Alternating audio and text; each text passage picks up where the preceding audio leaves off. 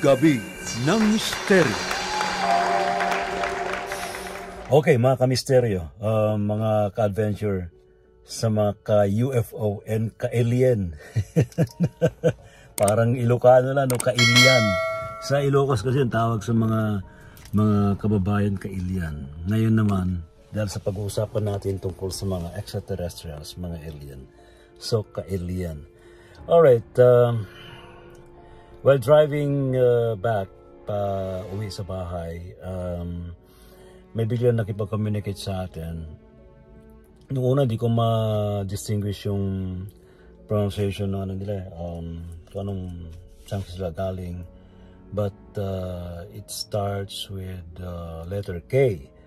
May nabasa akong article about this na i-share sa atin ni kaibigan. And so happened na tama yung K, sabi ko nga, KR, akala ko nga,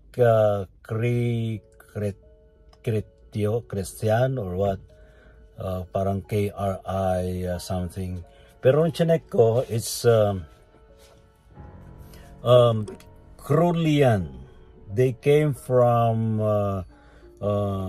Kulkan system, star system.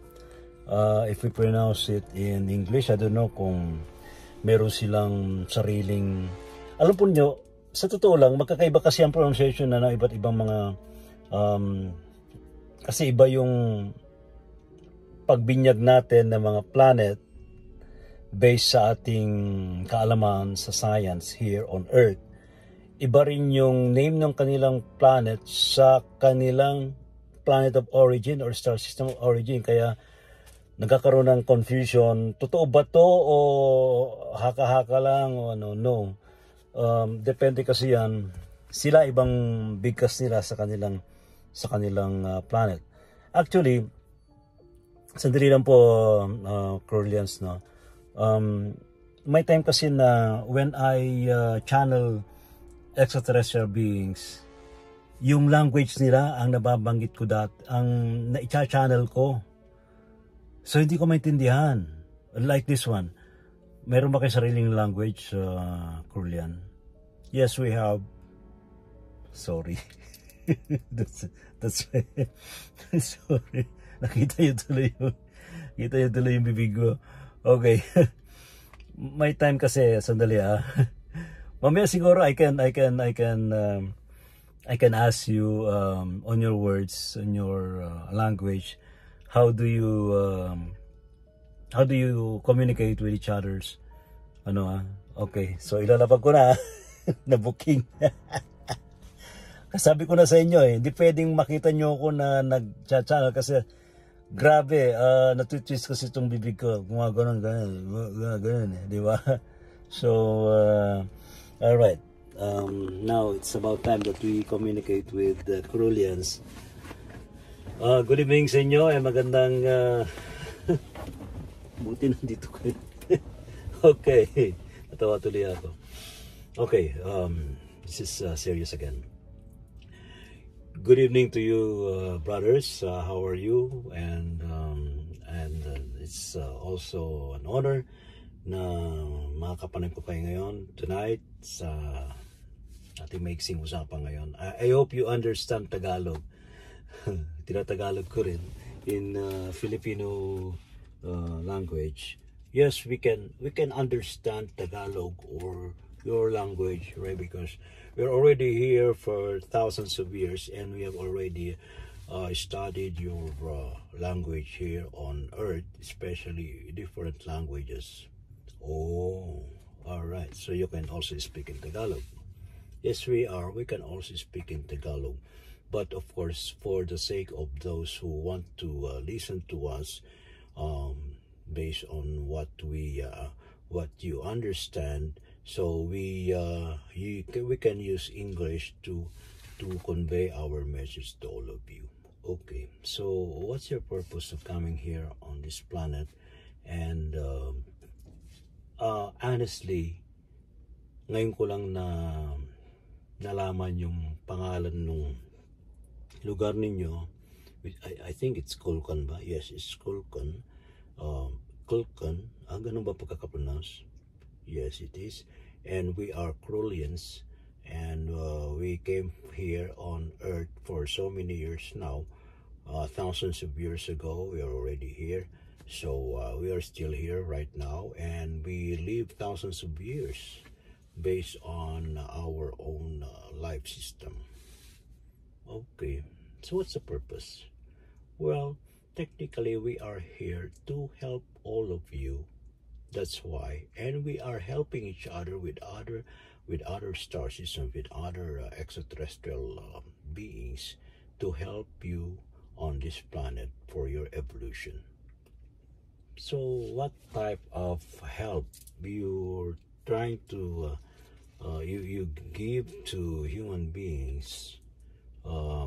We give you our technologies and our knowledge of existence, and we do this discreetly because we don't want to be famous among you, but we always communicate with other races to give you the knowledge. Actually, it is an indirect help from us. We don't want to be recognized.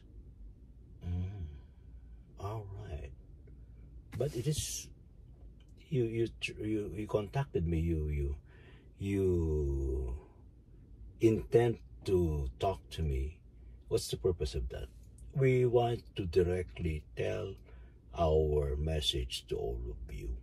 We are here to help human beings.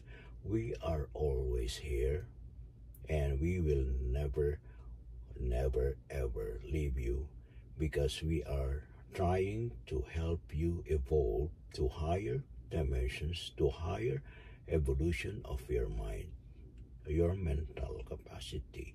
We are trying also to help other races adjust your brain system. It's such a technology. Are you the one? I was trying to understand why there are chips being planted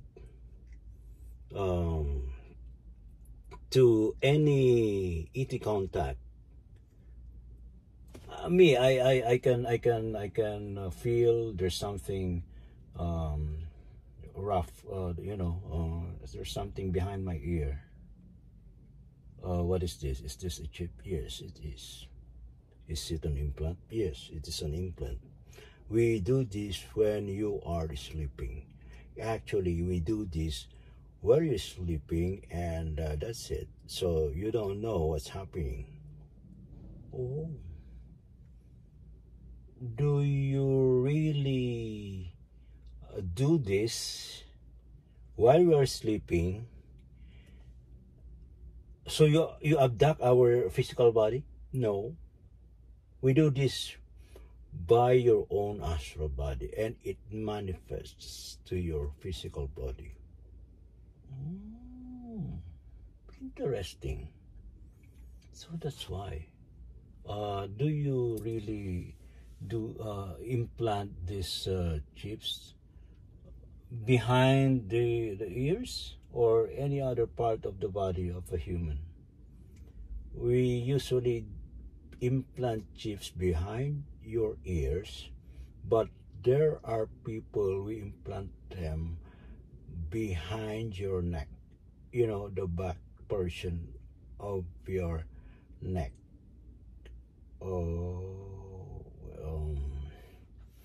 The back portion, so this is neck and front, so the back here. Oh, nice. Yeah, it's spine, right? Yes, on your spine, so that it is an easy access to your brain system. We do this every time we communicate with people like you. What? So you're going to implant again another chip on my body?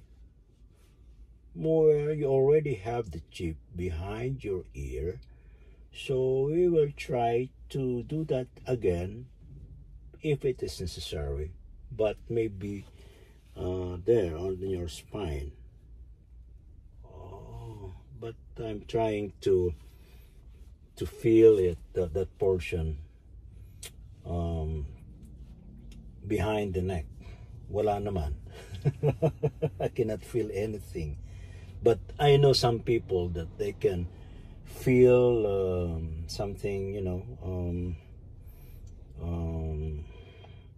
skin, roughness.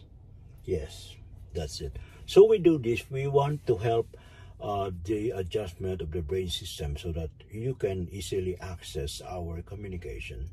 And we do this to everyone who are ready to be contacted by us. Okay. So, any message to human beings? Well, we want human beings, we request you to please be relaxed, and whatever happens on your life, on your lives, but we please trust us. Be confident. You should be confident on what we are doing here, and we are already here for the past thousands of years, and we will never allow any war, especially nuclear war. And we always tell you that because some people are trying to make this world worst, this world to be damaged, to be devastated by the artificial weapons made by human beings. We will never allow that. And especially, we always remind you to please help your planet to heal, and please plant trees, more trees. Okay. Is that all, sir? Yes, so far.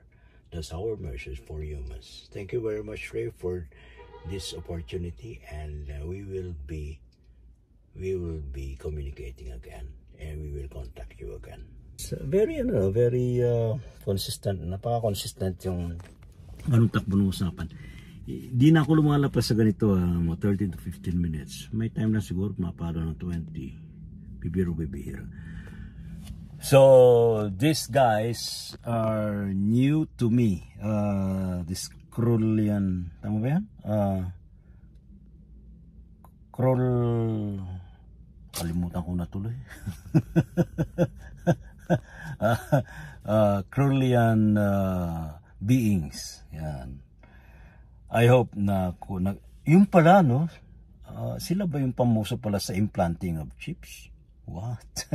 Yung chips na dito yung sa likod ko. Kayo, ikapain nyo yung likod ng tenga nyo. Ako may nakakapa ko rito parang, alam mo, parang may butlig. Ganun eh. Ito sa likod. Ano, sa likod ito.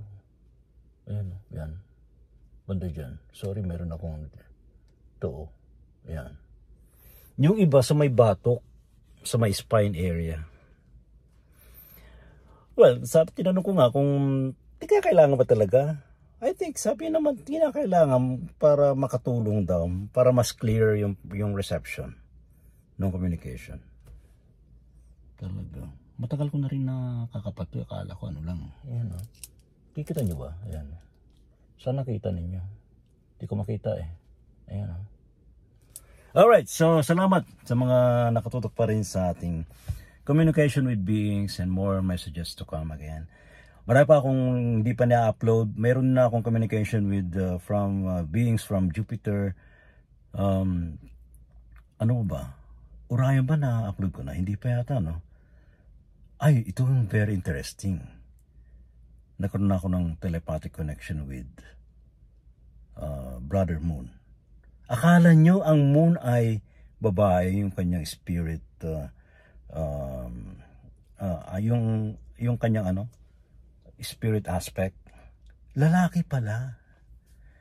Heavier yung kanyang voice. Narinig ko actually yung kanyang sa telepathy, yung voice niya heavy. Heavy yung voice. Baritone voice siya. Trinay ko makipag-contact, communicate with Brother Sun, yung Haring Araw.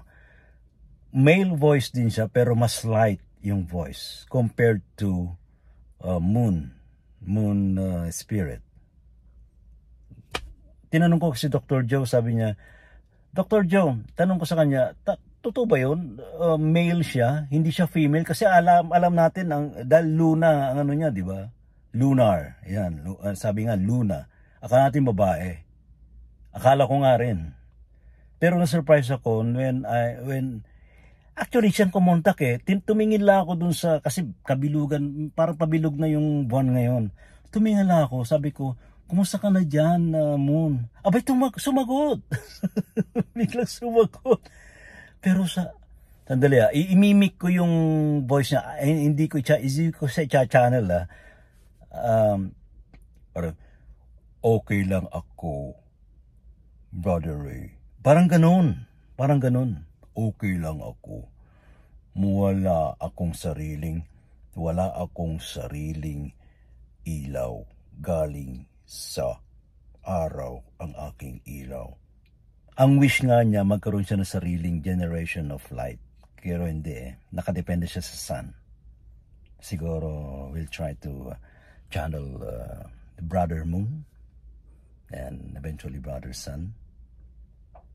Sabi ni Dr. Joe, next time you will be channeling the spirits of trees and other elements. Ano ba yan? Okay. Alright, see you! Gabi ng Misteryo.